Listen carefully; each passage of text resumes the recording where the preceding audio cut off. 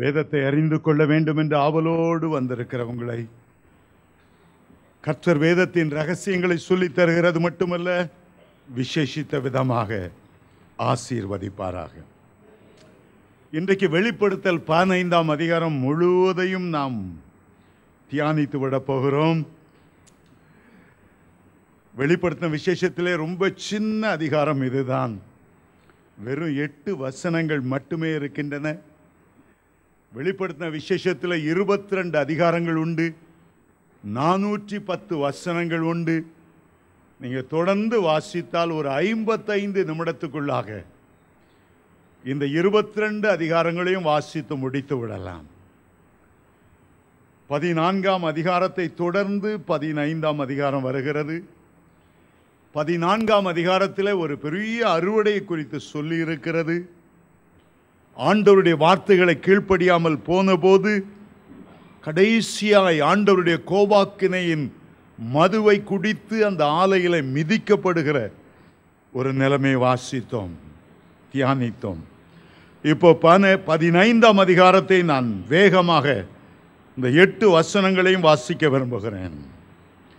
பின்பு வானத்திலே பெரிதும் ஆச்சரியமான வேறொரு அடையாளமாகிய கடைசியான 7 வாதைகளுடைய 7 தூதரை கண்டேன். அவைகளால் தேவனுடைய கோபம் முடிகிறது. அன்றியும் அக்கினி கலந்த கண்ணாடி கடல் போன்ற ஒரு கடலையும் மிருகத்துக்கும் அதன் சொரூபத்துக்கும் அதன் முத்திரைக்கும் அதன் நாமத்தின் லக்கத்துக்கும் உள்ளாகாமல் ஜெயங்கொண்டவர்கள் தேவ சுர மண்டலங்களை பிடித்து கொண்டு அந்த கண்ணாடி கடல் அருகிற நிற்கிறதையும் கண்டேன். அவர்கள் தேவனுடைய ஊழியக்காரனாகிய மோசையின் பாட்டையும் ஆட்டுக்குட்டியானவருடைய பாட்டையும் பாடி, சர்வ வல்லமையுள்ள தேவனாகிய கர்த்தாவே, தேவரீருடைய கிரியைகள் மகத்துவமும் ஆச்சரியமுமானவைகள். பரிசுத்தவான்களின் ராஜாவே, தேவருடைய வழிகள் நீதியும் சத்தியமுமானவைகள். கர்த்தாவே, யார் உமக்கு பயப்படாமலும் உமது நாமத்தை மைமைப்படுத்தாமலும் இருக்கலாம்? தேவரீர் ஒருவரே பரிசுத்தர். எல்லா ஜாதிகளும் வந்து உமக்கு முன்பாக தொழுது கொள்ளுவார்கள். உம்முடைய நீதியான செயல்கள் வெளியரங்கமாயின என்றார்கள். இவைகளுக்கு பின்பு நான் பார்த்தபோது, இதோ பரலோகத்திலே சாட்சியின் கூடாரமாகிய ஆலயம் திறக்கப்பட்டது. அந்த ஆலயத்திலிருந்து 7 வாதைகளை உடைய 7 தூதர்களும் சுத்தமும் பிரகாசமான மெல்லிய வஸ்திரங்களை தரித்து மார்பருகே பொற்கட்சிகளை கட்டி கொண்டு புறப்பட்டார்கள். அப்பொழுது அந்த 4 ஜீவன்களில் ஒன்று சதா காலங்களிலும் உயிரோடு இருக்கிற தேவனுடைய கோபாக்கினால் நிறைந்த அந்த பொற்கலசங்கள் 7ஐயும் அந்த 7 தூதர்களுக்கும் கொடுத்தது. அப்பொழுது தேவனுடைய மகிமையினாலும் அவருடைய வல்லமையினாலும் உண்டான புகையினாலே தேவாலயம் நிறைந்தது. 7 தூதர்களை உடைய 7 வாதைகளும் முடியும் வரைக்கும் ஒருவரும் தேவாலயத்துக்குள்ளே பிரவேசிக்க கூடாதிருந்தது. மறுபடியும் 1ஆம் வசனத்தை வாசிக்கிறேன். பின்பு வானத்திலே பெரிதும் ஆச்சரியமான வேறொரு அடையாளமாகிய கடைசி 7 வாதைகளை உடைய 7 தூதர்களை கண்டேன். இது பரலோகத்தில் ஒரு காட்சியாக இருக்கிறது. அப்போஸ்தலனாகிய யோவான் அந்த பரலோக காட்சியை பார்க்கிறார். இங்கே 7 தேவதூதர்கள் அணிவகுத்து நிற்கிறதை பார்க்கிறார். 7 தேவதூதருடைய கையில் பொற்கலசம் இருக்கிறது. அதில் தேவனுடைய கோபாக்கினை நிரப்பப்பட்டு இருக்கிறது. அந்த காட்சி அவர் பார்க்கிறார். அது கண்கொள்ளாத காட்சியை பார்க்கிறார். அந்த 7 கோபாக்கினை கலசங்களை அவர்கள் பூமியிலே ஊற்றப் போகிறார்கள். ஊற்றப்பட்டதோடு ஆண்டவருடைய கோபாக்கினை நிறைவுறுகிறது, முடிகிறது என்று வேதம் சொல்லுகிறது. இந்த இடத்துல இந்த 7 தூதர்களையும் மொத்தமாக வரிசையாக பார்க்கிறோம். 7 கோபாக்கினை கலசங்களை அவர்கள் ஏந்திருக்கிறார்கள். 7 என்கிற வார்த்தையை நாம் திரும்ப திரும்ப வெளிப்படுத்தின விசேஷத்தில் வாசிக்கிறோம். 54 முறை 7ங்கிற வார்த்தை பயன்படுத்தப்படுகிறது. அது 18 தலைப்புகளிலே கொடுக்கப்பட்டிருக்கிறது.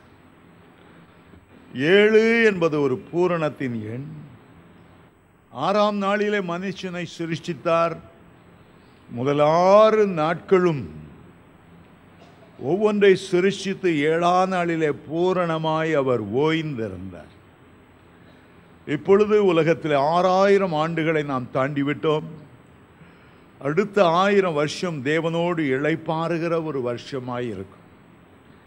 ஆதாமுக்கு 7வது தலைமுறையான ஏனோக்கு தேவனோடு சஞ்சரித்து கொண்டிருந்தது போல அடுத்த 1000 வருஷம், அதாவது 7000 வருஷம், அந்த 1000 வருஷம் ஆண்டவரோடு நாம் சஞ்சரித்து இந்த பூமியை அரசாளுவோம். 6 நாட்களுக்கு பிறகு 7ஆம் நாள் நமக்கு ஓய்வு நாளாக, ஆராதனை நாளாக, தேவனை துதிக்கிற நாளாக வருகிறது. அருமையான தேவனுடைய பிள்ளைகளே, ஆண்டவருடைய கோபாக்கினை அந்த 7 வருஷ அந்தி கிறிஸ்துவின் ஆட்சியிலே பூரணமாய் நிறைவேறும். அந்த 7 வருஷங்கள் அந்தி கிறிஸ்துக்கு பூரணமாய் நீ ஆதாமை ஏமாற்றிட்டா இல்லையா? அவனுடைய சிரசில் இருந்த கிரீடத்தை எடுத்துக்கொண்டாய் அல்லவா? சரி, அவன் நிமித்தம் 7 வருஷம் இந்த பூமியை நீ அரசாளு.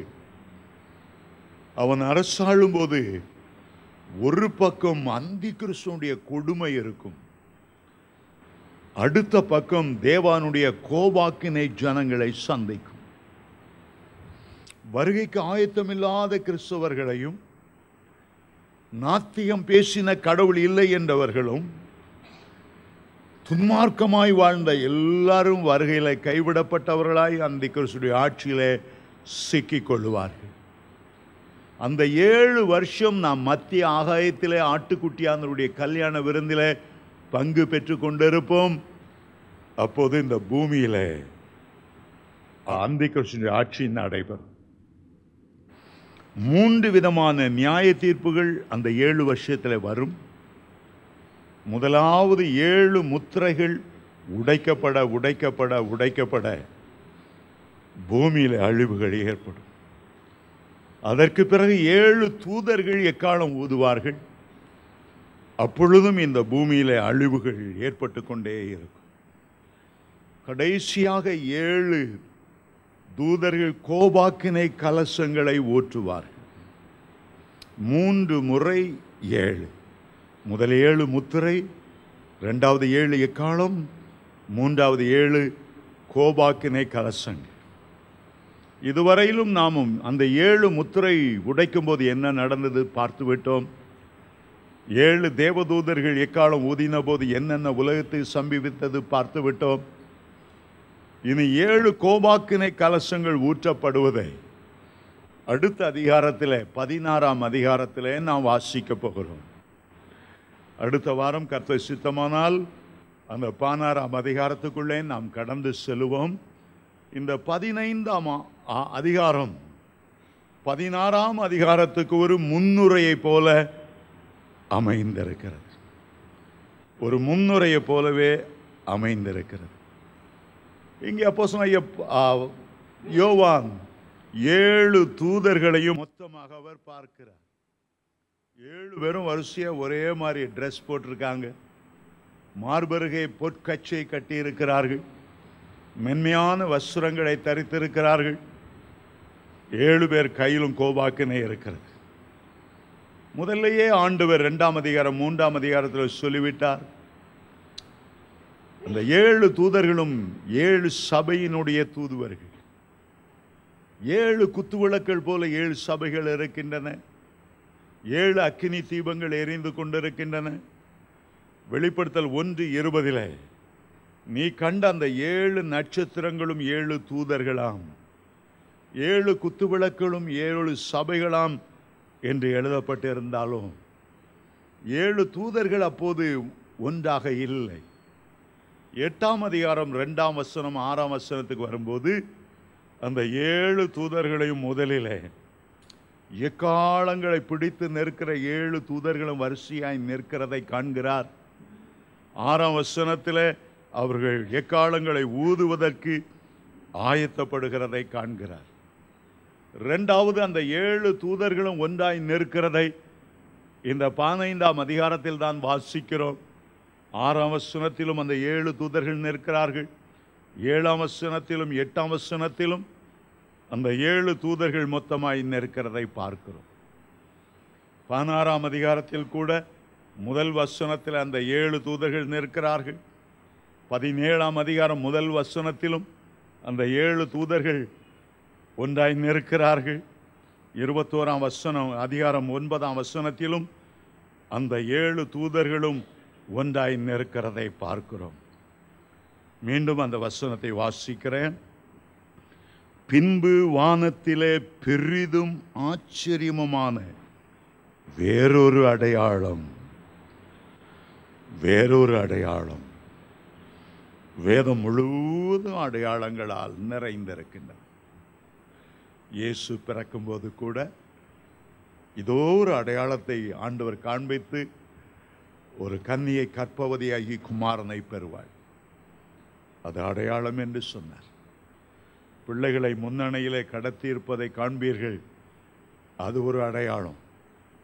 சாஸ்திரிகளுக்கு நட்சத்திரம் ஒரு அடையாளம். மேய்ப்பர்களுக்கு தூதர்கள் வந்து சொன்னது ஒரு அடையாளம். ஆண்டவராய் இயேசு ஒலிவ மலையில் இருக்கும்போது உலகத்தின் முடிவுக்கு, உடைய வருகைக்கு அடையாளம் என்ன, அடையாளம் என்ன? வேதம் முழுவதும் பல அடையாளங்களால் நிரம்பி இருக்கின்றன. ஓமைகள் கூட ஒரு மறைமுகமான அடையாளம் என்றே நாம் சொல்லணும். கர்த்தருடைய பிள்ளைகள் ஒன்றை பார்த்து உணர்ந்து கொள்வதற்கு இந்த அடையாளங்கள் கொடுக்கப்படுகின்றன. இங்கே பெரிதும் ஆச்சரியமான வேறொரு அடையாளம். ஏற்கனவே நீங்கள் 12ஆம் அதிகாரத்தில் பார்த்தால் வானத்தில் ஒரு அடையாளம் காணப்பட்டது. சூரியனை ஒரு ஸ்திரீ அணிந்திருந்தாள். அங்கேயும் ஒரு அடையாளம் சொல்லப்படுகிறது. சபை எப்படி உன்னதங்களில் எடுத்துக்கொள்ளப்பட்டு இருக்கிறது, எப்படி அந்த சபையிலிருந்து ஜெயங்கொண்ட ஒரு பரிசுத்தவான்கள் தோன்றுவார்கள். 3ஆம் வசனத்தில் வேறொரு அடையாளத்தை ஆண்டவர் சொல்லுகிறார். 10 கொம்பும் 7 முடிகளும் உடைய சிவந்த வலு சர்ப்பம். வெளிப்படுத்தல் 12ஆம் அதிகாரம் 3ஆம் வசனத்தில் வாசிக்கிறோம். ஏற்கனவே அந்த 2 அடையாளங்களை சொல்லிவிட்டு இந்த 15ஆம் அதிகாரத்தில் ஆண்டவர் வேறொரு அடையாளம் என்று சொல்லுகிறார். தேவதூதர்கள் நிற்கிற ஒரு அடையாளம், சேர்ந்து நிற்கிற ஒரு அடையாளம், கோபாக்கினை கலசங்களை ஏந்தி நிற்கிற ஒரு அடையாளம். மீண்டும் வாசிக்கிறேன்.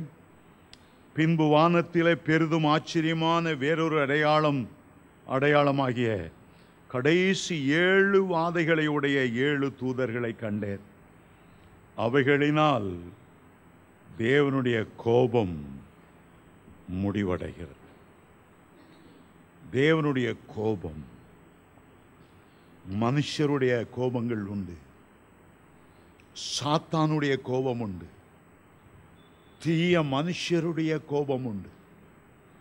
ஆனால் தேவனுடைய கோபம், அதை குறித்து வாசிக்கும் போது ஆழமான பாதாளம் வரையிலும் அவருடைய கோபம் பற்றி எரியும்.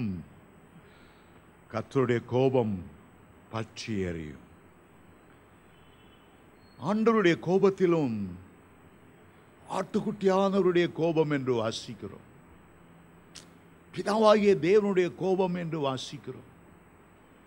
ஜாதிகளின் கோபம் என்றும் எழுதப்பட்டிருக்கிறது. சாத்தானுடைய கோபத்தையும் கூட வேதம் சொல்லுகிறது. ஆண்டவர் பகிரங்கமாய் வரும்போது, ஆட்டுக்குட்டியானவரோடு எல்லா பரிசுத்தவான்களும் வரும்போது, எக்கால சத்தத்தோடு வெளியரங்கமாய் வரும்போது, ஒரு கூட்டம் ஜனங்கள் புலம்பி அழும்போது சொல்லுவார்களாம், மலைகளே, குன்றுகளே, பர்வதங்களே, எங்கள் மேலே விழுந்து எங்களை மூடிக்கொள்ளுங்கள். ஆட்டுக்குட்டியானவருடைய கோபாக்கினையின் நாள் வந்தது என்று வெளிப்படுத்தல் 6ஆம் அதிகாரம் 16ஆம் 17ஆம் வசனத்தில் வாசிக்கிறோம். ஆண்டவர் வெளியரங்கமாய் வரும்போது பூமியில் அந்தி கிறிஸ்து இருப்பான், வலு சர்ப்பம் இருக்கும், அவனுடைய முத்திரையை தரித்தவர்கள் எல்லாரும் இருப்பார்கள், பார்ப்பார்கள்.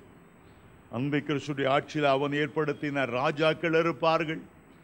அவர்கள் கதறி சொல்லுவார்கள், ஐயோ ஆட்டுக்குட்டியானவருடைய கோபாக்கினை நாள் வந்துவிட்டது. அவர் வரும்போது வலு சர்ப்பத்தை பிடித்து 1000 வருஷம் பாதாளத்தில் போட்டு அடைப்பார். அவர் வரும்போது அந்தி கிறிஸ்துவையும் கள்ளத்தீர்க்கதரிசியையும் பிடித்து அந்த பாதாளத்தில் போட்டு அடைப்பார். அர்மகதோன் யுத்தத்தில் ஏராளமான இரத்தம் சிந்தப்படும். இது ஆட்டுக்குட்டியானவருடைய கோபம்.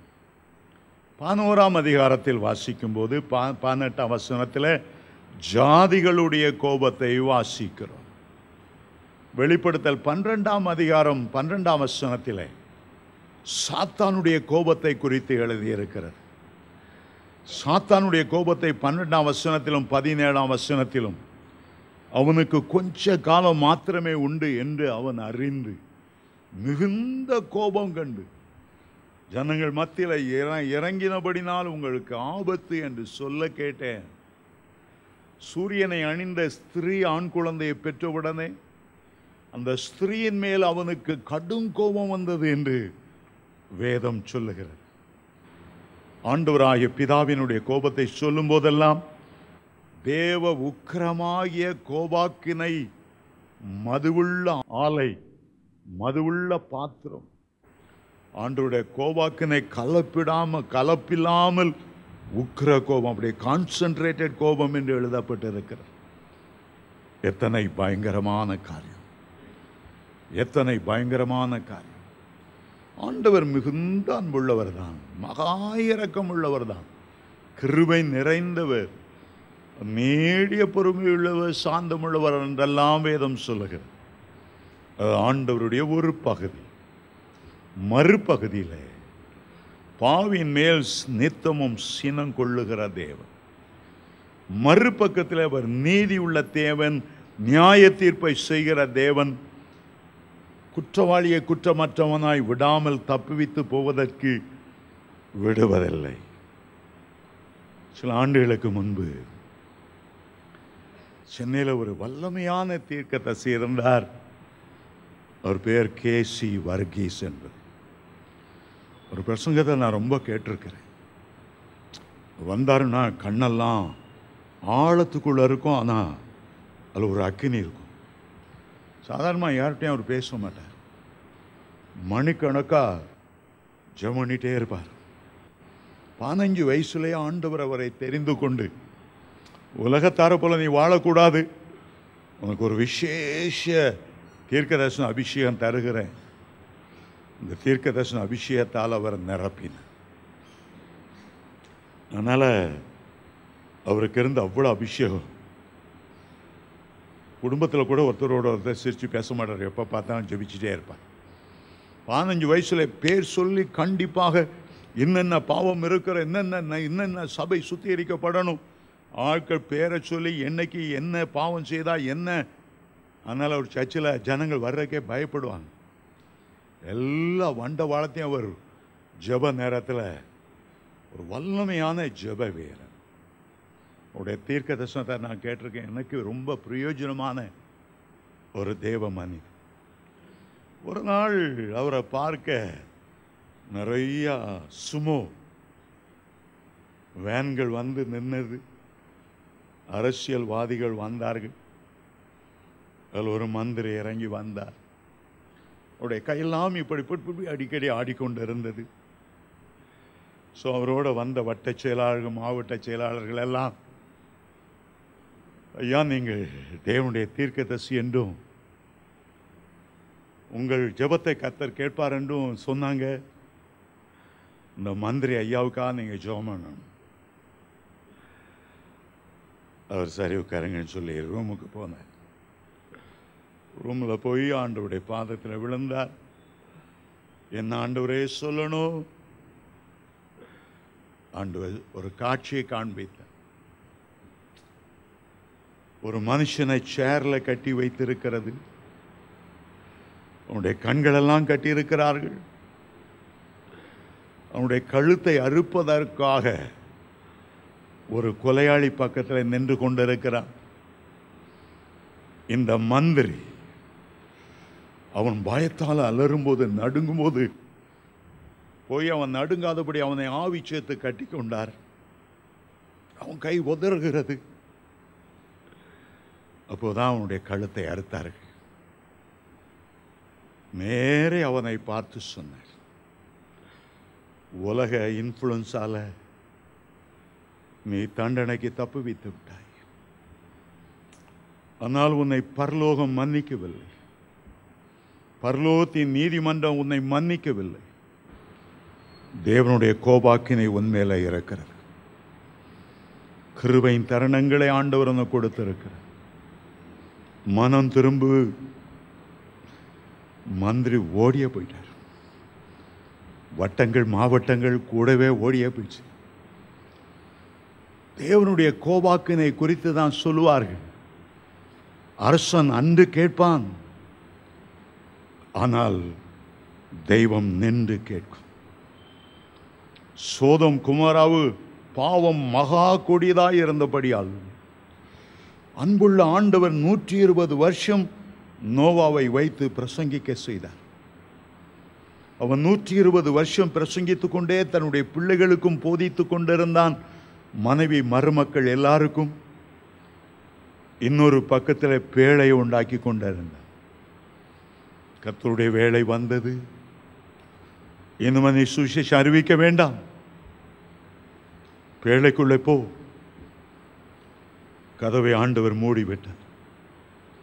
இன்னும் 7 நாள் ஆண்டவர் பொறுத்திருந்தார். பேழையின் கதவு மூடின பின்னாலும் கூட. வேதத்தின் கடைசி பகுதிக்கு வரும்போது ஆண்டவர் சுவிசேஷத்தை சொல்ல வேண்டாம், போதும் நிறுத்து. அநியாயம் உள்ளவன் இன்னும் அநியாயம் செய்யட்டும். அக்கிரமம் உள்ளவன் இன்னமும் அநீதி, அக்கிரமம் செய்கிறவன் இன்னும் அக்கிரமம் செய்யட்டும். அதுவரையிலும் கர்த்தருடைய ஆவியானவர் மனுஷனுடைய ஆவியோடு போராடி போராடி, ஐயோ மனம் திரும்பு, பாவ வழிகளை விட்டு மனம் திரும்பு. ஊழியர்களை பார்த்து சொல்லுகிறார், துன்மார்க்கனுக்கு அவனுடைய வழியை எச்சரி. நீ எச்சரியாமல் அவன் பாவத்தில் வாழ்ந்தால் அவனுடைய இரத்த பழியை உன்னிடத்தில் கேட்பேன். இந்த கிருபையின் காலத்தை பயன்படுத்திக்கொள். தன்னண்டை வருகிற ஒருவனை புறம்பே தள்ளாதே அவர் என்றெல்லாம் சுவிசேஷம் பிரசங்கிக்கிறோம். ஒரு நேரம் வரும்போது சுவிசேஷ வாசல் அடைபட்டு போ. அக்கிரமம் செய்கிறவனை இன்னும் அதிகமாக அக்கிரமம் செய்ய, அநீதி உள்ளவனை இன்னும் அநீதி செய்து போ. உனக்கு கொடுத்த எல்லா தருணங்களும் முடிந்தது. ஆண்டவர் சொன்னார், என்னுடைய ஆவி, ஆதியாகமம் 6ஆம் அதிகாரம் 3ஆம் வசனத்தில், என்னுடைய ஆவி என்றென்று மனுஷனோடு போராடுவதில்லை. மனுஷனை உண்டாக்கினதற்காக அவர் துக்கப்பட்டாராம். நோவாவின் காலத்தில் ஜலப்பிரளயம் வந்தது. ஈவு இரக்கம் இல்லாமல் அழித்து போட்டது. தேவனுடைய கோபத்துக்கு அது ஒரு அடையாளம். பாபேலின் கோபுரம் நொறுங்கி விழுந்ததற்கு தேவனுடைய கோபம் ஒரு அடையாளம். சோதம் குமரா அக்கினியாலும் கந்தகத்தாலும் எரிந்ததற்கு தேவனுடைய கோபம் ஒரு அடையாளம். இஸ்ரவேல் ஜனங்கள் 12 கோத்திரமும் சகோதரனும் யோசேப்புக்கு செய்த கொடூரத்தின் விளைவாக 430 வருஷம் எகிப்தில் அடிமைகளாய் இருந்தார்கள். தேவனுடைய கோபம். பாபிலோனுடைய சிறையிருப்பில் 70 வருஷங்கள் பாபிலோனியர் இஸ்ரவேலின் குழந்தைகள் காலை பிடித்து கல்லிலே மோதி அடித்து கொன்ற காட்சியை வேதம் சொல்லுகிறது. 70 வருஷம் இஸ்ரவேல் மேல் உள்ள தேவனுடைய கோபம், எருசலேம் மேல் உள்ள தேவனுடைய கோபம் கிபி 70ஆம் ஆண்டு வந்தது. தீத்து ராயன் வந்து அவ்வளவு யூதர்களையும் கொலை செய்தான், தேசத்தை விட்டே துரத்தினான். தேவனுடைய கோபம்.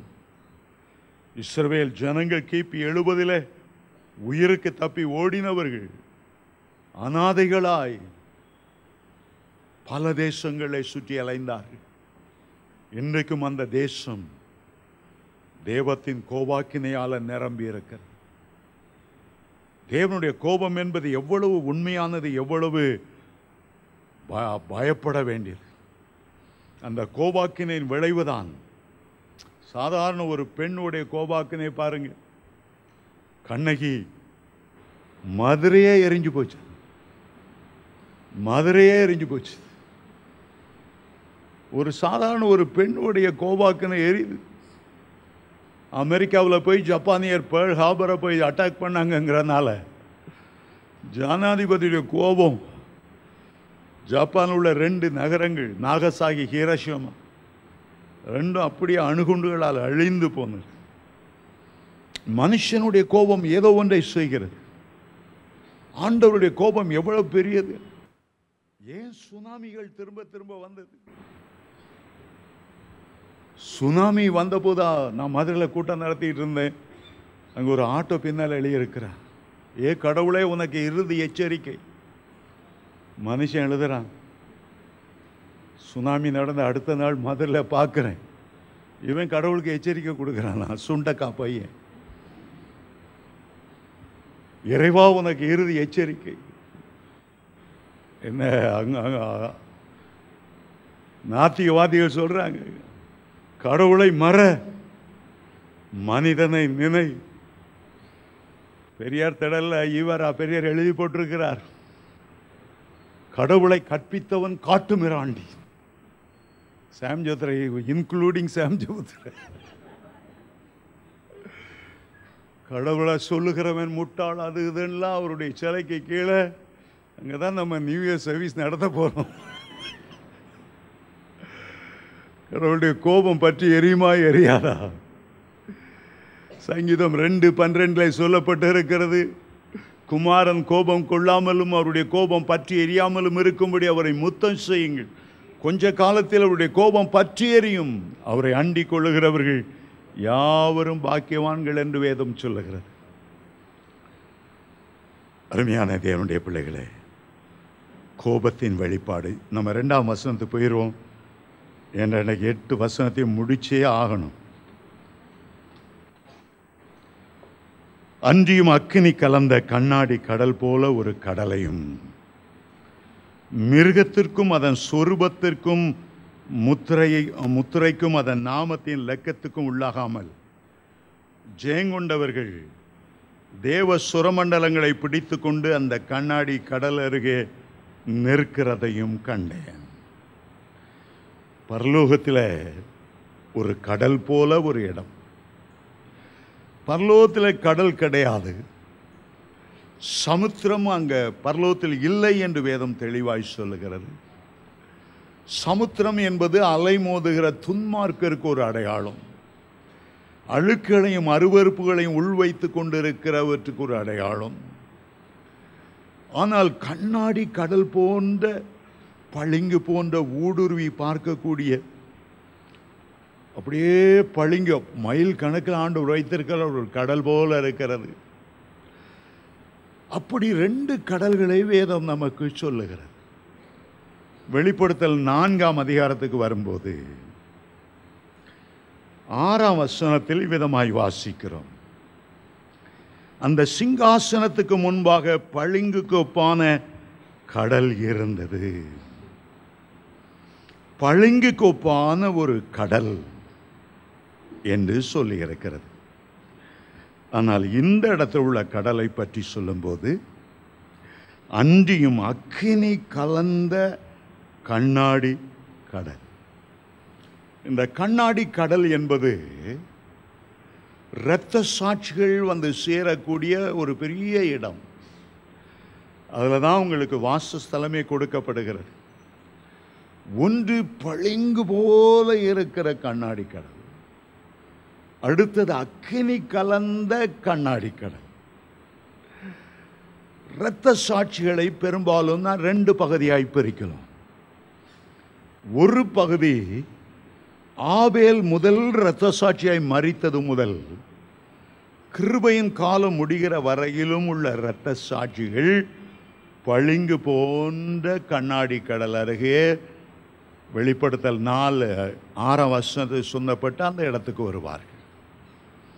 உபத்திரவ காலத்தில் அக்கினி மயமான பாடுகள், அக்கினி மயமான சோதனைகள், அந்த இரத்த சாட்சிகள் இங்கே 15ஆம் வசனத்தில் சொல்லப்பட்ட அக்கினி கலந்த கண்ணாடி கடலுக்கு வருவார்.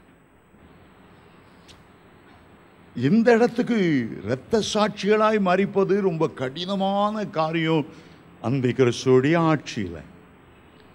ஏனென்றால் அவர்களுக்கு உதவி செய்ய பரிசுத்த ஆவியானவர் இருக்க மாட்டார். வருகையின் போது ஆவியானவரும் தேவனுடைய பிள்ளைகளோடு கூட எடுத்துக்கொள்ளப்படுவார்கள். கிறிஸ்துவனுடைய கிருபையும் அவர்களுக்கு கிடைக்காது. என்றால் கிறிஸ்து அந்த நேரத்தில் ஆட்டுக்குட்டியானவருடைய கல்யாண விருந்திலே மணவாளனாய் நின்று கொண்டிருப்பார். பரிசுத்தவான்களுடைய ஜெபமும் கிடைக்காது. வருகையோடு அவர்களும் போய்விடுவார்கள்.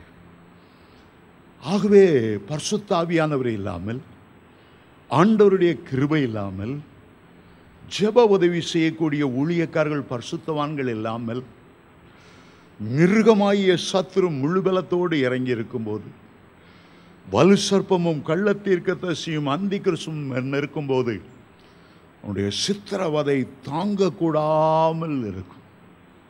அப்படிப்பட்ட இரத்த சாட்சிகள் தான் இங்கே உள்ள அக்கினி கலந்த கண்ணாடி கடல் போன்ற கடலுக்கு வருவார்கள்.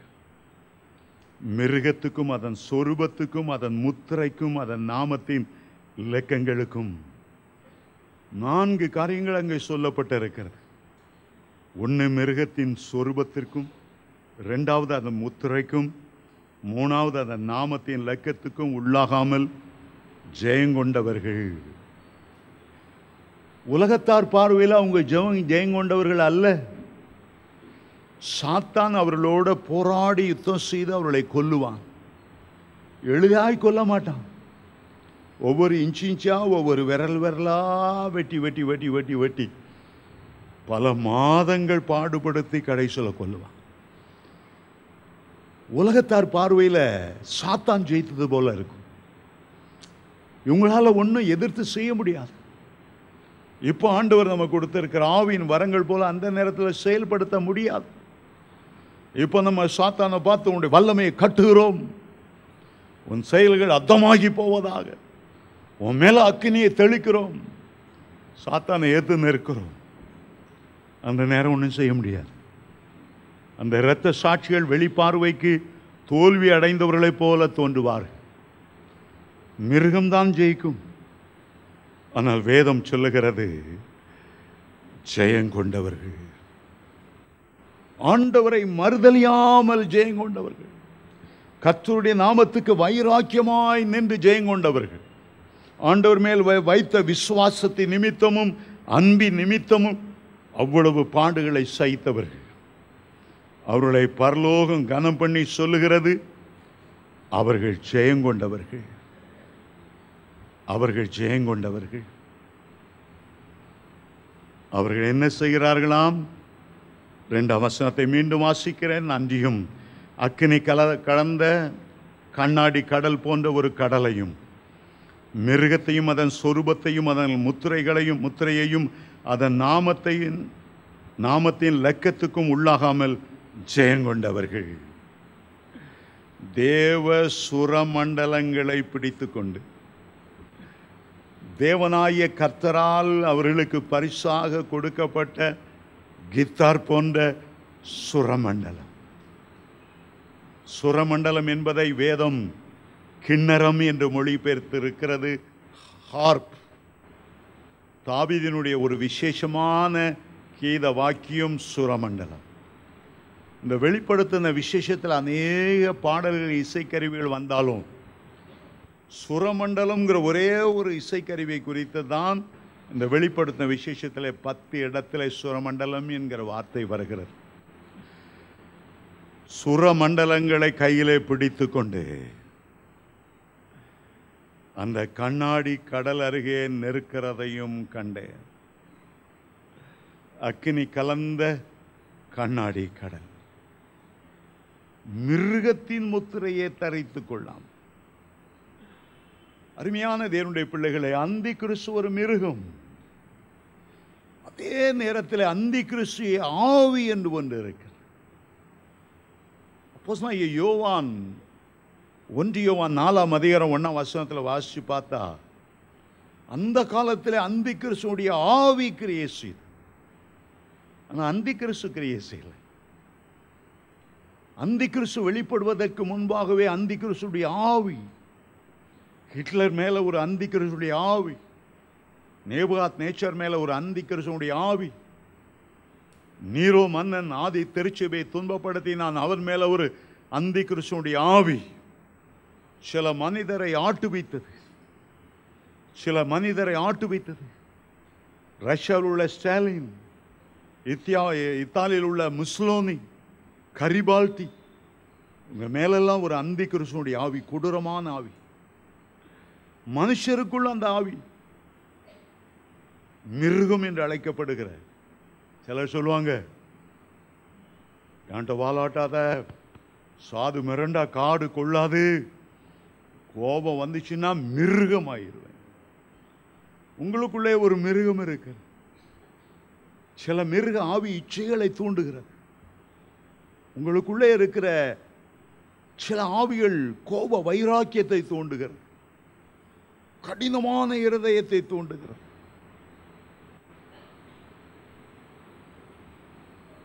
சிலர் குடிச்சிட்டு வந்தா போதும் மிருகமா தான் இருப்பாங்க, என்ன செய்யறோன்னு தெரியாது. மிருகத்தனமான ஒரு சுபாவம் அவர்களுக்குள்ளே இருக்கு. நம்மை சுற்றிலும் கூட மிருகத்தனமான மக்கள் இருக்கிறாங்க. உங்ககிட்ட மிருகத்தனமா நடந்து கொள்ள முயற்சிப்பார். ஈவிரக்கம் காண்பிக்க மாட்டாங்க. அவங்க மிருகத்தனமா நடக்கிறனால நீங்களும் பதிலுக்காக மிருகத்தனமா மாறணும்னு அவசியம் இல்லை. பழி வாங்குதல் கர்த்தருக்குரியது. அவை மிருகமா இருக்கிறாங்கிறதுக்காக நான் 2ல் 1 பாத்திரதான் போறேன். சிலர் டைலாக் பேசுவாங்க, நான் வலிய சண்டைக்கு போக மாட்டேனாக்கும், வந்த சண்டையை விட மாட்டேனாக்கும். கிறிஸ்தவங்க, நான் மட்டும் ரட்சிக்கப்படாமல் இருந்தோ இன்னைக்கு 2ல் 1 பார்த்துருப்பேன்.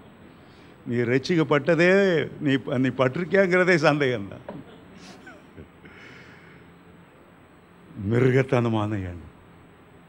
இயேசுநாதர் உபவாசம் இருக்கும்போது மார்க் 1:16 என்று 13:16 என்று தெரியல, காட்டு மிருகங்களோடு சஞ்சரித்து கொண்டிருந்தார். தானியேல் சிங்க கெபியில காட்டு சிங்கங்கள் அது மத்தியில் போடப்பட்டார். துஷ்ட மிருகங்கள்.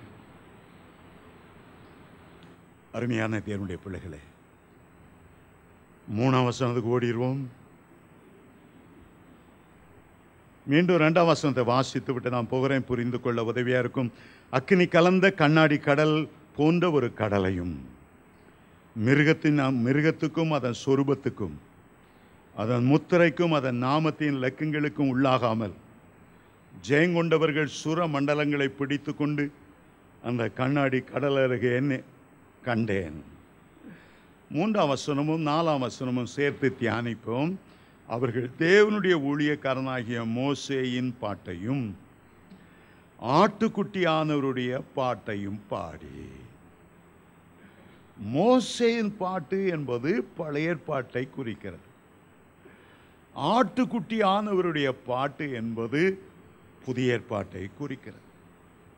இந்த அந்தி கிறிஸ்துடைய ஆட்சியிலே சிக்கியிருக்கிறவர்கள் புதிய ஏற்பாட்டு காலத்தில் வாழ்ந்திருந்தாலும் பழைய ஏற்பாட்டு நியாய பிரமாணத்தை கைப்பிடிக்கிற இஸ்ரவேலராயிருப்பார்கள். ஆனால் ஆட்டுக்குட்டியானவருடைய பாட்டை பாடுகிறவர்கள் ஆட்டுக்குட்டியானவருடைய இரத்தத்தினாலே தங்களுடைய அங்கிகளை தோய்த்து விழுத்த புதிய ஏற்பாட்டு பரிசுத்தவான்களாயிருப்பார்கள்.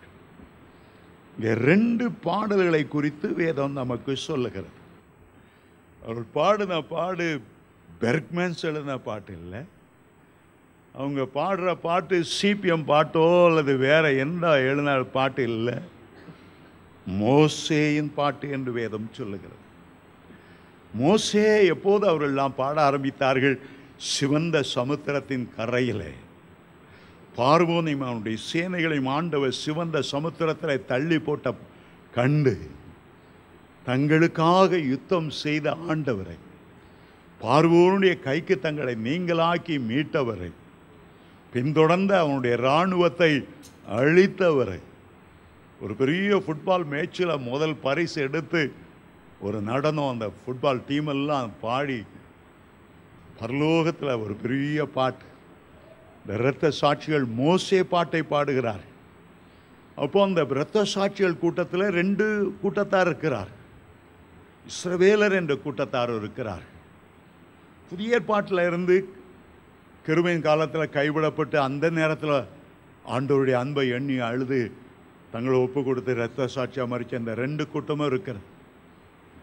மோசேனுடைய பாட்டை யாத்ராமம் 15ஆம் அதிகாரம் 1ஆம் வசனத்திலிருந்து 7ஆம் வசனம் வரையிலும் நம்ம அங்கே வாசிக்கிறோம். அது மோசேயின் பாட்டு. அங்கே ஒரு பாட்டியமாக இருக்கிறாங்க, மிரியாம். ஏறக்குறைய 90 வயசாக இருக்கும்னு நினைக்கிறேன் அந்த நேரம். ஏன்னா மோசைக்கு அந்த நேரம் 80 வயது. மோசைக்கு மூத்தவர் ஆரோன், அவருக்கு மூத்தவர் தான் மிரியாம். மோசே சின்ன பிள்ளையா நாணல் பெட்டியில் இருந்தபோது இந்த மிரியாம் தான் பார்வோனுடைய குமார்த்தையர் அதில் பேசி இந்த எபிரேய குழந்தைக்கு ஒரு பால் கொடுக்க ஒரு தாயை கூட்டு வரட்டுமா விவரம் அறிந்த ஒரு பெண். மோசைக்கு 80 வயசுனா அவளுக்கு 90 வயசு இருக்கக்கூடும். தன்னுடைய கையில் தம்புரை எடுத்துக்கொண்டு எல்லா ஸ்திரீகளுக்கு முன்பாக அந்த மோசையின் பாட்டை பாடும்போது அவள் நடனமாட, அங்குள்ள பெண்களெல்லாம் நடனமாட, ஆண்களெல்லாம் மறுபக்கத்தில் நடனமாட, ஒரு பெரிய களிப்பு, ஒரு பெரிய ஆனந்த களிப்பு. சங்கீதம் 90 வாசிக்கும் போது 90ஆம் சங்கீதம் ஆரம்பிக்கிறதுக்கு முன்னால அடைப்பு குறிக்குள்ள முன்னுரையாய் ஒன்று எழுதப்பட்டு இருக்கிறது. தேவனுடைய மனுஷனாகிய மோசேயின் ஜெபம். அது ஜெபமாய் இருந்தாலும் அது ஒரு பாடல் என்பதனால தான் மோசேயின் ஜெபம் சங்கீத புத்தகத்தில் இடம் பெற்றிருக்கிறது. மோசேயினுடைய ஜெபம் 90ஆம் சங்கீதமும் 91ஆம் சங்கீதமும் சேர்ந்தது மோசேயினுடைய ஜெபம். உன்னதமானவருடைய மறைவில் இருக்கிறவன் சல்வ வல்லவருடைய நிழலில் தங்குவான். அந்த கண்மலையின் வெடிப்பில் மறைந்திருந்த ஆண்டவருடைய கரம் மூடியிருக்கும் போது தேவனுடைய மகிமை கண்ட சந்தோஷத்தில் அந்த பாறை பிளவுண்ட பாறையிலே அவர் ஒளிந்திருந்து உம்முடைய மகிமை காண வேண்டும். அதான் உன்னதமானவருடைய மறைவு, கண்மலையினுடைய வெடிப்பு.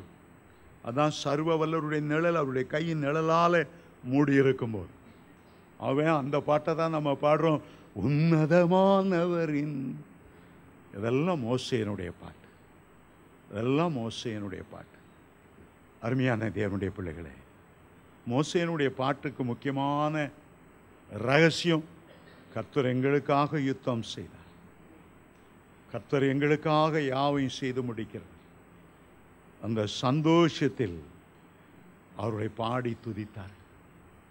பழைய ஏற்பாட்டில் ஒரு விசேஷமான மனுஷன்தான் மோசே.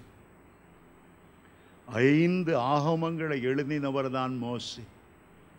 பூமியில் உள்ள சகல மனுஷரிலும் மிகுந்த சாந்த குணமுள்ளவன் என்று பெயர் பெற்றவர் தான் மோசே. எபிரேயர் 3:5 கர்த்தருடைய வீட்டில் எங்கும் அவன் உண்மையுள்ளவன், ஒரு நல்ல சாட்சி பெற்றவர் அவர். தேவனுடைய மனுஷன், தேவனுடைய ஊழியக்காரனாகிய மோசே என்று யாத்ராமம் 14ஆம் அதிகாரத்தில் 3ஆம் வசனத்திலே நாம் வாசிக்கிறோம். அவனுடைய சாந்த குணம்.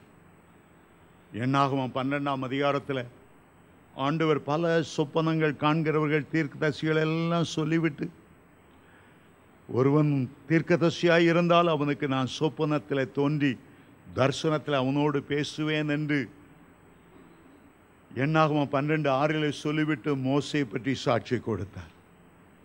8ஆம் வசனத்தில் சொன்னார், நான் மோசையோடு மறைபொருளாக அல்ல, முகமுகமாக பிரத்யட்சமாய் நான் அவனோடு பேசுகிறேன், அவன் தேவனுடைய சாயலை காண்கிறான். பழைய ஏற்பாட்டில் அவ்வளோ பரிசுத்தவான்கள் இருந்தாலும் மறுரூப மலைக்கு ஆண்டவர் மோசே தான் கொண்டு வந்தார்.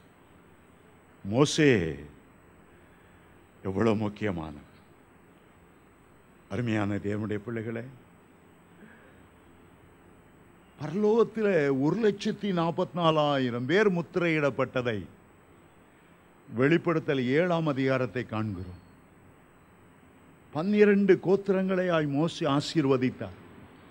ஒரு கோத்திரத்தில் 12,000 பேர் வீதம் இஸ்ரவேல் ஜனங்களுக்குள்ள 1,44,000 பேர் முத்திரையிட்டார்கள்.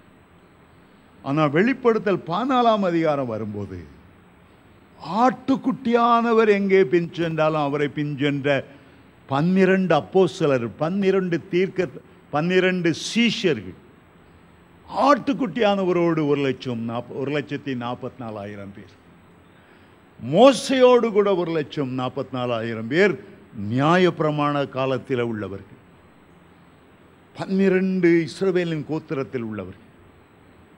மோசேயினுடைய பாடலும் உண்டு, ஆட்டுக்குட்டியானவருடைய பாடலும் உண்டு. அருமையான தேவனுடைய பிள்ளைகளை, நாமும் பரலோக கரையில் நிற்கும்போது, கிண்ணறங்களை ஏண்டி ஆண்டவரை துதிக்கும் போது, பரிசுத்தவான்கள் எல்லாரும் நம்ம துதிக்கிற துதி வேற, இரத்த சாட்சிகளாக வரவங்க துதிக்கிறது வேற. நம்மெல்லாம் ஆண்டவருக்கு முதற் பலனாய் கிருபையின் காலத்தில் ஆவியானவரால் பூரணப்படுத்தப்பட்டு நம்ம எடுத்துக்கொள்கிறோம். ஆட்டுக்குட்டியானவருடைய பாடலை பாடுகிறவர்கள் விசேஷமானது. தாவீது பழைய ஏற்பாட்டில் ஒரு நல்ல ஒரு அழகு பாட்டு பாடினார். 40ஆம் சங்கீதம் 1 முதல்ல, உளையான சேற்றில் நின்று தூக்கி எடுத்து கண்மலை மேல் நிறுத்தி அவரை துதிக்கிற புதிய பாட்டை என் நாவில தந்தார். அந்த 1 முதல் 3 வரை வாசிக்கும் போது அந்த கர்த்தர் எனக்கு ஒரு புதிய பாட்டை தந்தார். பரலோக கரையில் நம்ம எல்லாரும் பாடும், பரலோக கரையில் ஆண்டவரை துதிப்போம். ஒரு மலையாள பாட்டு உண்டு, 40 வருஷத்துக்கு முன்னால் நான் கேட்டேன். ரொம்ப சந்தோஷமாக அந்த பாட்டை பாடினாங்க. பரலோக கரையிலே நின்று பாடுகிறது போல இருந்தது.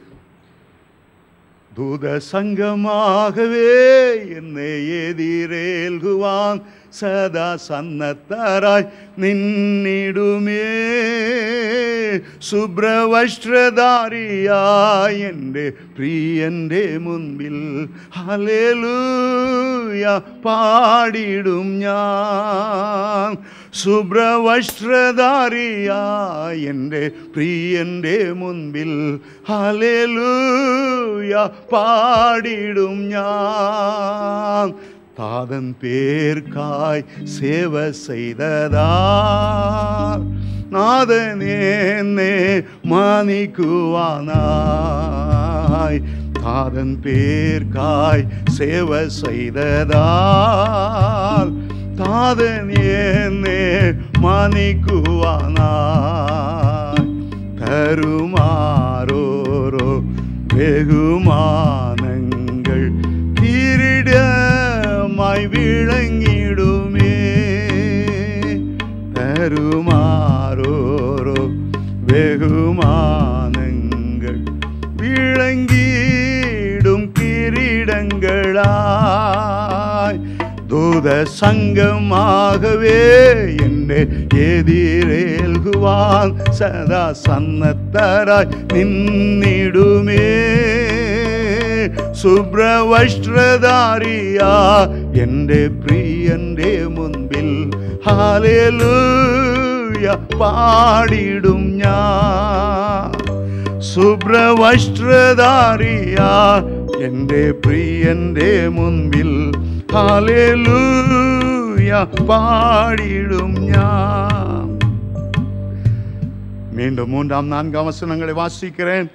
அவர்கள் தேவனுடைய ஊழியக்காரனாகிய மோசேயின் பாட்டையும் ஆட்டுக்குட்டியானவருடைய பாட்டையும் பாடி, சர்வ வல்லமையுள்ள தேவனாகிய கர்த்தாவே, தேவருடைய கிரியைகள், முதலாவது அவங்க ஆண்டவருடைய கிரியைகளை சொல்லி பாடினார்கள். தேவருடைய கிரியைகள் மகத்துவமும் ஆச்சரியமானவைகள். இரண்டாவது, ஆண்டவருடைய வழிகளை குறித்து அவர்கள் பாடினார்கள். பரிசுத்தவான்களின் ராஜாவே, தேவருடைய வழிகள் நீதியும் சத்தியமானவைகள். மூன்றாவது,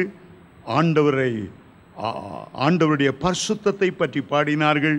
கர்த்தாவே, உமக்கு யார் உமக்கு பயப்படாமலும் உம்முடைய நாமத்தை மகிமைப்படுத்தாமலும் இருக்கலாம். தேவரீர் ஒருவரே பரிசுத்தர், தேவரீர் ஒருவரே பரிசுத்தர். நான்காவதாக, ஆண்டவருடைய நீதியான செயல்களை குறித்து பாடினார்கள். எல்லா ஜாதிகளும் வந்து உமக்கு முன்பாக தொழுது கொள்வார்கள், உம்முடைய நீதியான செயல்கள் வெளியரங்கமாயின என்றார்கள். 5வது வசனத்துக்கு போகிறோம். இவைகளுக்கு பின்பு நான் பார்த்தபோது இதோ பரலோகத்திலே சாட்சியின் கூடாரமாகிய ஆலயம் திறக்கப்பட்டது. பரலோகத்திலே ஒரு ஆலயம் திறக்கப்பட்டிருக்கிறது. ஏற்கனவே இந்த ஆலயத்தை குறித்து 11ஆம் அதிகாரத்திலே 19ஆம் வசனத்தில் நாம் வாசிக்கிறோம். அப்பொழுது பரலோகத்தில் தேவனுடைய ஆலயம் திறக்கப்பட்டது. அவருடைய ஆலயத்தில் அவருடைய உடன்படிக்கை பெட்டி காணப்பட்டது. அப்பொழுது மின்னல்களும் சத்தங்களும் இடிமுழக்கங்களும் பூமி எதிர்ச்சிகளும் கல்மனைகளும் உண்டானது. இப்பொழுது 2வது முறை அந்த ஆலயம் திறக்கப்படுகிறது. இவைகளுக்கு பின்பு நான் பார்த்தபோது இது பரலோகத்திலே சாட்சியின் கூடாரமாகிய ஆலயம். முதல்ல வாசித்த பகுதியிலே வெளிப்படுதல் 11:19 உடன்படிக்கை பெட்டி இருந்தது. அந்த உடன்படிக்கை பெட்டி இந்த இடத்துல சாட்சியின் பெட்டி என்று அழைக்கப்படுகிறது. இஸ்ரவேல் ஜனங்களோடு ஆண்டவர் செய்த உடன்படிக்கை பெட்டி ஆசரிப்பு கூடாரத்தில் மகா பரிசுத்த ஸ்தலத்தில் வைக்கப்பட்டது. அதற்கு மேலாக 2 கேருபீன்கள் தங்களுடைய செட்டைகளை விரித்து நின்று கொண்டிருந்தார்கள். எப்பொழுதும் ஆண்டவர் இஸ்ரவேலரோடு பேசும்போது அந்த சாட்சியின் பெட்டியிலிருந்து தான் தேவனுடைய சத்தம் இஸ்ரவேலருக்கு தொனித்தது. அந்த பயபக்தியாய் வெளியே நின்று கொண்டிருப்பார்கள். மோசேயும் ஆரோனும் மட்டுமே அந்த மகா பரிசுத்த ஸ்தலத்துக்குள்ளே போக முடிந்தது. அதற்கு பின்பு வருஷத்துக்கு ஒரு முறை பிரதான ஆசாரியன் தன்னை சுத்திகரித்து கொண்டு திரளான பலி செலுத்தி கொண்டு அந்த மகா பரிசுத்த ஸ்தலத்திலே சாட்சியின் பெட்டியின் அருகே வந்து தேவன் செய்த உடன்படிக்கை நினைவு கூறுவான். அந்த உடன்படிக்கை பெட்டிக்குள்ளே 3 காரியங்கள் இருந்தன. 1, 2 கற்பலைகள், 10 கட்டளைகள் அடைந்த 2 கற்பலைகள். ஒரு கற்பலை மனிதனுக்கும் தேவனுக்கும் இடையே உறவு. அடுத்த கற்பலை மனிதனுக்கும் இடையே உள்ள உறவு. கர்த்தருக்கும் மனுஷனுக்கும் இடையே உள்ள 4 கட்டளைகள். மனுஷனுக்கும் இடையே உள்ள 6 கட்டளைகள். 2 கற்பாறையில் எழுதப்பட்டது. ஆண்டவருடைய எழுத்துக்கள் அங்கே இருந்தது. ஏன் 2 பலகைகள்? நம்முடைய வெளியரங்கமான வாழ்க்கையும் உள்ளான வாழ்க்கையும் கர்த்தருக்கு பிரியமானதா எப்போதும் இருக்க வேண்டும் என்பதற்காக. அருமையான தேவனுடைய பிள்ளைகளே, யுத்த காலத்திலெல்லாம் இந்த உடன்படிக்கை பற்றி ஆசாரியர்கள் சுமந்து கொண்டு போக கர்த்தரை ஆராதிக்கிறவர்கள் பின்தொடர அதுக்கு பிறகுதான் யுத்த வீரர்கள் வருவார்கள். அதை ஒருமுறை தாகோன் ஆலயத்தில் கொண்டு வைத்த போது தாகோன் விக்கிரம் அப்படியே அந்த உடன்படிக்கை பெட்டிக்கு முன்பாக விழுந்தது. முதல் தடவை விழுந்த போது அது தலை போயிடுச்சு. 2ஆம் தடவை கையும் காலும் எல்லாம் முண்டமாக போயிடுச்சு. கர்த்தருடைய பெட்டி அவ்வளவு வல்லமை உள்ளது. அது தேவனுடைய பிள்ளைகளோடு கர்த்தர் செய்த உடன்படிக்கைக்கு அடையாளமாக இருக்கிறது. கர்த்தருடைய ஆலயத்தை காண்கிறார். அந்த ஆலயம் திறந்திருக்கிறது. கர்த்தர் செய்த உடன்படிக்கை சாட்சி பெட்டி அங்கே இருக்கிறது.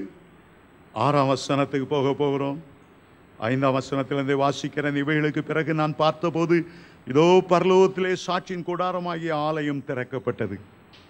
அந்த ஆலயத்திலிருந்து 7 வாதைகளை உடைய 7 தூதர்களும் வெளியே வருகிறார். பொதுவாக ஆலயத்திலிருந்து ஆசீர்வாதம் தான் வெளியே வரும். நன்மையும் கிருபையும் அவருடைய ஆலயத்திலிருந்து வெளிவரும். தாவீது சொன்னார், உம்முடைய ஆலயத்தின் நன்மையினால் எங்களை பூர்த்தியாகும், கண்மலை தேனினால் எங்களை திருப்தியாக்கும். உச்சிதமான கோதுமை ஆலயத்திலிருந்து வருகிறது. இவ்வளோ காலமும் கர்த்தருடைய ஆலயத்திலிருந்து அவ்வளவு நன்மை புறப்பட்டது. ஆண்டவர் செய்த அற்புதங்களிலே பெரும்பாலான அற்புதங்கள் தேவனுடைய ஆலயத்திலே செய்தது. அங்கே சூம்பின கையுடைய ஒரு மனுஷன் இருந்தான். தேவனுடைய ஆலயத்தில் அவனை நீட்ட செய்து குணமாக்கினார். 18 வருடம் கூனியாக இருந்த பெண் அங்கே இருந்தால் கைகளை வைத்து நிமிர பண்ணினாள். இப்போது அந்த ஆலயத்திலிருந்து 7 வாதைகளுடைய 7 தூதர்களும் புறப்படுகிறார். அருமையான தேவனுடைய பிள்ளைகளே, நியாய தீர்ப்பு தேவனுடைய ஆலயத்திலிருந்து புறப்படுமா? 1 பேதுரு 4:12 நான் வாசிக்கிறோம். கர்த்தருடைய வீட்டிலிருந்து நியாய தீர்ப்பு தொடங்கும். கர்த்தருடைய கிறிஸ்தவங்களுக்கு ஒரு நியாய தீர்ப்பு. இவ்வளோ கேட்கிறார். அதிகமாய் கேட்கிறவனிடத்தில் அதிகமாய் விசாரிக்கப்படும். சரி, இப்போ அந்த தேவ தூதருடைய உடையை பார்க்கிறோம்.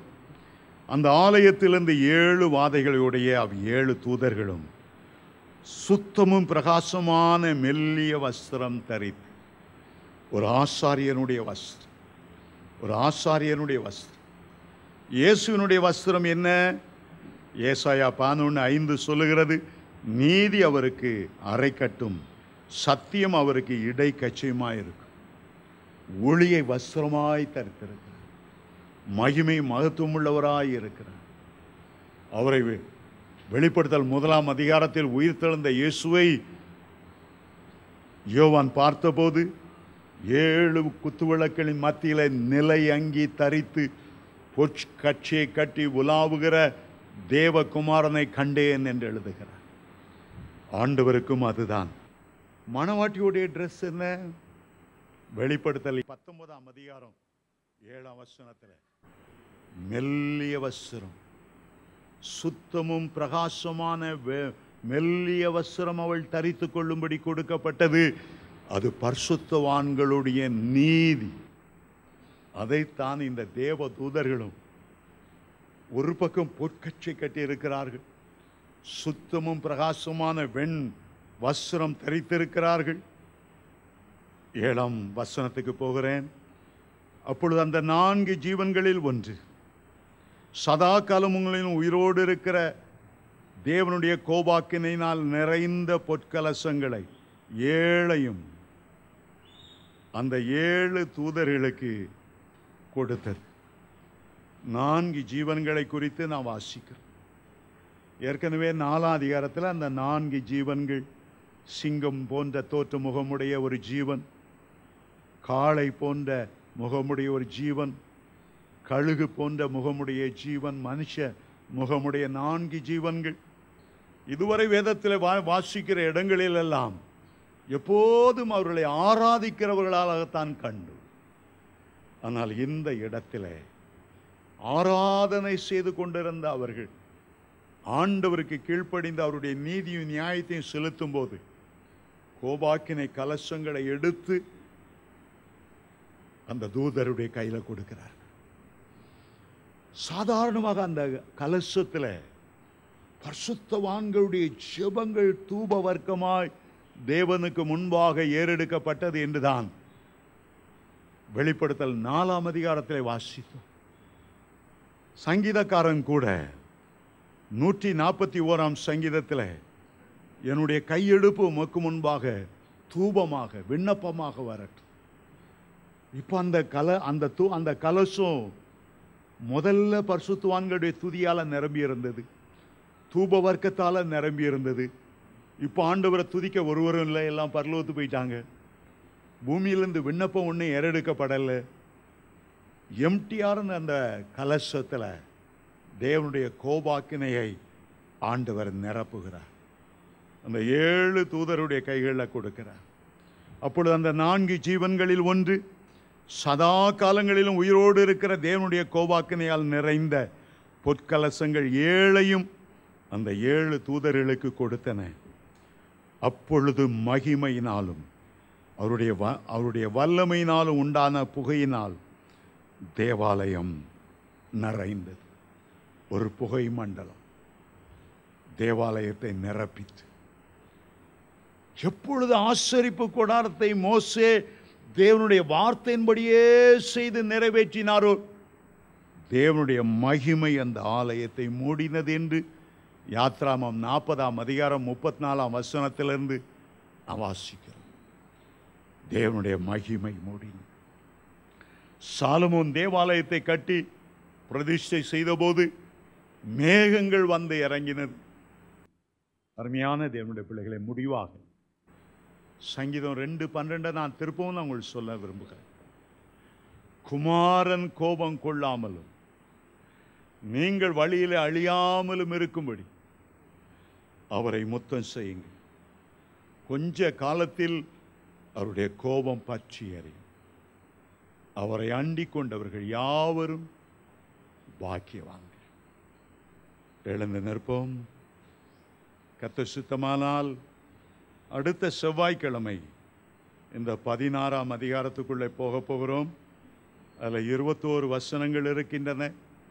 இந்த 7 கோபாக்கினை கலசங்கள் ஊற்றப்படும் போது என்னென்ன சம்பவித்தது என்பதை குறித்து அடுத்த அதிகாரம் முழுவதும் நமக்கு சொல்ல போகிறது. நான் ஒரே நாளில் முடித்து விடுவேன் என்று எனக்கு நம்பிக்கை இல்லை. இன்னும் 2 நாட்களாய் நாம் அதை தொடர்ந்து படிப்போம். இன்னும் கொஞ்சம் அதிகாரங்கள் தான் இருக்குது. இன்னும் 7 அதிகாரம் தான் இருக்குது. 15க்கு வந்துட்டோம். 16, 17, 18, 19, 20, 21, 22 7 அதிகாரம் தான். கர்த்தர் வெற்றியோடு இதை முடிக்க உதவி செய்வார். நீங்கள் எல்லாம் தொடர்ந்து வருகிறது எனக்கு ஒரு பெரிய உற்சாகம். இவ்வளோ கஷ்டப்பட்டு நோட்ஸ் ப்ரிப்பேர் பண்ணுறது தான் ரொம்ப நேரம். என்றாலும் உங்களுடைய ஆர்வம் உங்களுக்காக அந்த நோட்ஸை ப்ரிப்பேர் பண்ணும்போது அது எனக்கும் கூட பிரயோஜனமாக இருக்குது. கைகளை உயர்த்தி கொள்வோம். கர்த்தருடைய வல்லமை இறங்கி வரட்டும். நாம் அவருடைய ஜனங்களாய் இருக்கிறோம். ஆட்டுக்குட்டியானவருடைய பாடலை பரலோக ஒளிமயமான தேசத்தின் கரையிலே நாம் நின்று பாடும்படியாக அழைக்கப்பட்டவர்கள். பூமியிலே தேவனை துதிக்கிற பாடலெல்லாம் சங்கீத புத்தகத்தில் எழுதியிருக்கிறது. பரலோகத்தில் அவரை துதிக்கிற பாடல்கள் எல்லாம் வெளிப்படுத்தின விசேஷத்தில் அடங்கி இருக்கிறது. நாம் பூமியிலும் கர்த்தரை பாடி துதிப்போம். நாம் பரலோகத்திலும் கர்த்தரை ஆராதனை செய்வோம்.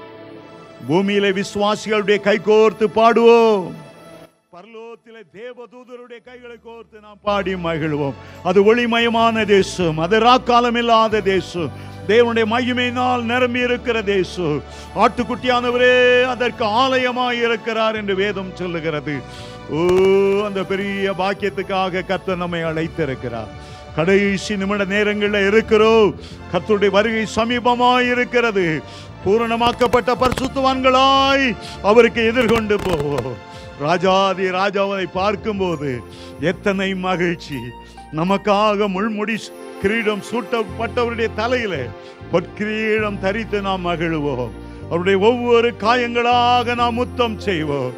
அந்த நாட்கள் நெருங்கி இருக்கிறது. பழைய ஏற்பாட்டு பரிசுத்தவான்கள், புதிய ஏற்பாட்டு பரிசுத்தவான்கள் எல்லாரோடு கைகோர்த்து மகிழ்கிற நாள். நம்முடைய கர்த்தருடைய குடும்பம் எவ்வளவு பெரிய குடும்பம், எவ்வளவு அருமையான குடும்பம். கேராபீன்கள் சேராபீன்கள் உள்ள குடும்பம். அந்த ஒளிமயமான தேசத்தில் அவரை சந்திப்பதற்காக இந்த நாட்கள் ஆயத்தப்படுகிற நாட்கள். நம்மை நாமே சுத்திகரிக்கிற நாட்கள். பரிசுத்தம் உள்ளவன் இன்னும் பரிசுத்தமாகட்டும் என்று கர்த்தர் சொல்லுகிறார். அப்படியே அந்நிய பாஷையில கொஞ்ச நேரம் பேசி அவரை மேன்மைப்படுத்துவோம். Jesus Jesus பரிசுத்தாவியானவரே ஓலபதர கலபாஷந்தர ரபரபதரே திரபதுரஹுஷதா அப்தரா ரபகராதரே ஓலபா ஹலபதர கலபாஷதரா. உம்மை துதிக்கிற புதிய பாட்டை எங்களுக்கு தாருமை ஆண்டவரே. இரவிலும் கூட நாங்கள் கீதம் பாடும்படி, இரவிலும் கூட உம்மை மகிமைப்படுத்தும்படி பவுலும் சீலாவும் நடு இரவிலே எழுந்து உம்மை பாடினது போல பாடும்படி எங்களுக்கு கிருபை செய்ய வேண்டும் என்று ஜெபிக்கிறேன் ஐயா. உம்முடைய பிள்ளைகளுக்கு புது புது ராகங்களை தருவீராக, புது புது பாடலை தருவீராக. அந்நிய பாஷையிலே பாடுவதற்கு கிருபை செய்வீராக.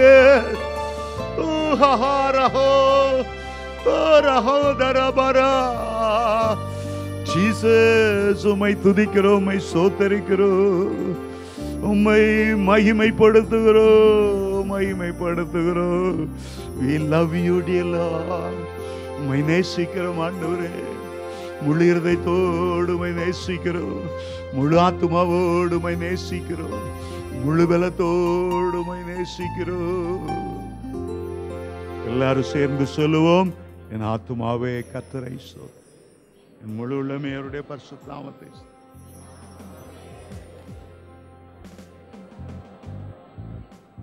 நம்முடைய கர்த்தராய் இருக்கிற இயேசு கிறிஸ்துவுடைய கிருபையும் பிதாவாகிய தேவனுடைய அன்பும் பரிசுத்த ஆவியானவருடைய அந்யோன்ய ஐக்கியமும் எப்போதும் உங்களோடு இருப்பதாக. கர்த்தர் உங்களை ஆசீர்வதிப்பாராக.